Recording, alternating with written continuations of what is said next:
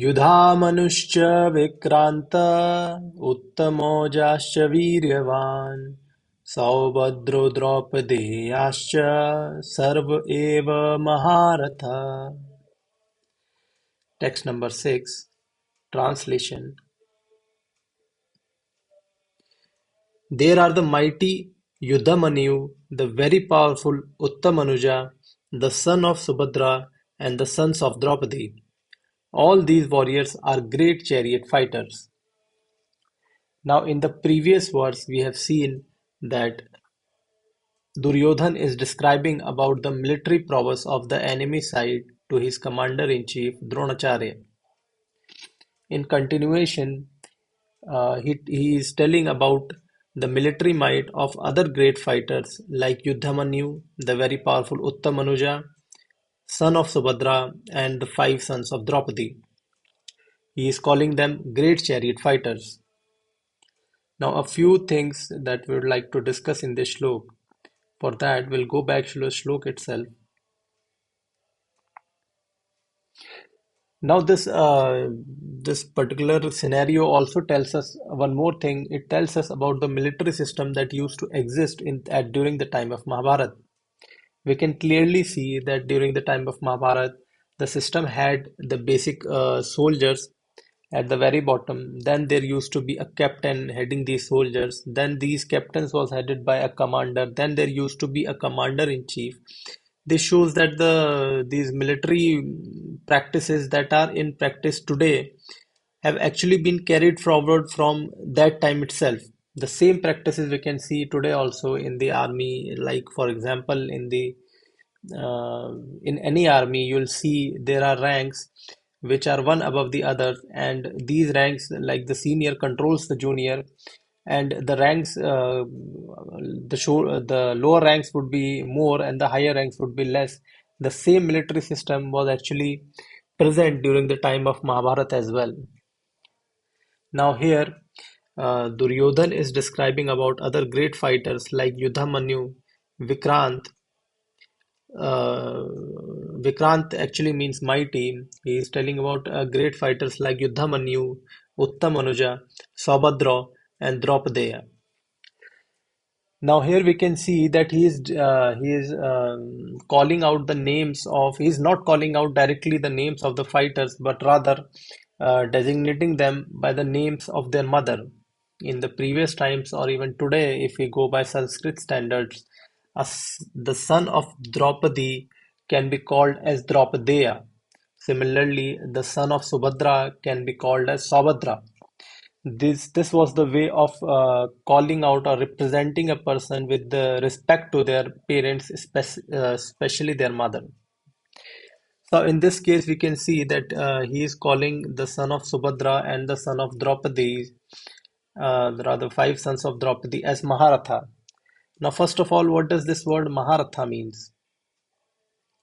Maharatha has been described as great chariot fighters. But actually, if we go into detail, this word Maharatha means Maharatha. Ratha means charioteer, or rather a fighter who is on his rath. And he calls them Maharatha because he had the capacity to fight with many uh, fighters who were on their chariots at the same time. If we go more specifically, then the word Maharatha actually meant that this particular fighter could fight 1,000 other fighters who were on their chariots at the same time. This was the capacity of these fighters like Saubhadra and Draupadaya. Now, Saubhadra, in this particular case, the Saubhadra, or rather the son of Subhadra, was Abhimanyu. Abhimanyu was the son of Subhadra and Arjun. Abhimanyu, at this time of war, was only around 16 years old. He was a young boy, a 16-year-old boy, but still he has been called as Maharatha. This was the capacity of this young boy, a young 16-year-old boy, and he had the capacity to fight with 1,000 other enemy fighters who were on their chariots at the same time. The son of Subhadra, Abhimanyu, was married to Uttara, the daughter of Maharaj Virat. At the end of Mahabharata, Uttara only had the next progeny, or rather the son of Abhimanyu, Maharaj Parikshit, who survived this war of Mahabharata in the womb of his mother Uttara.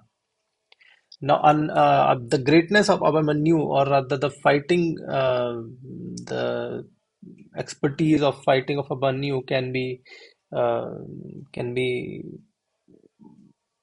seen from the fact that Abhimanyu, a 16-year-old young boy, had to be killed by the combined effort of great commander-in-chiefs of Kaurav side like Dronacharya, Bhishma, Duryodhana, and that too not directly but by conspiracy.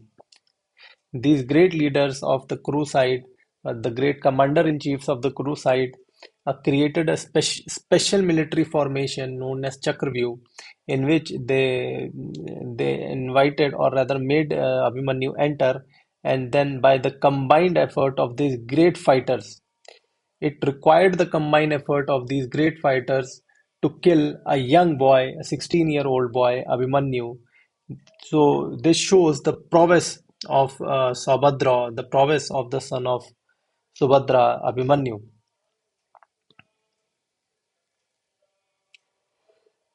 In this way, we can see that Duryodhana is pointing out to the strength of the opposite party. This also shows the intelligence of Duryodhan, as it is very important to assess the strengths of the opposite party before you get into a fight or before you get into a situation.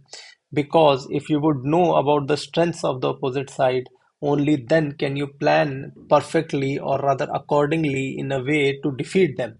If you go into a fight without any preparation, without knowing about the strengths and the weaknesses of the opposite party, then it might or it will work out against you, against and you would not be able to counteract the situation in the perfect way. This also is a very good example for a general people in general, rather, that we should always be very specific, and we should always see to the positive and the negative side of a situation, and not only see about the positive side and forget about the negative side. Why do I say that? I say that because it is important that we know about the darker side as well, so that as and when the situation arrives, we are in a situation to deal with that particular situation perfectly and come out of that situation victorious. So there are some very good lessons in this particular shlok of the Bhagavad Gita. There are very good lessons in almost every shlok of Bhagavad Gita, and in this particular series, we will try to specifically point out things that teach us about the way of living forward, and we can actually lead our lives in a manner uh, that is according to Shastra, that is according to the directions given by the Lord Himself.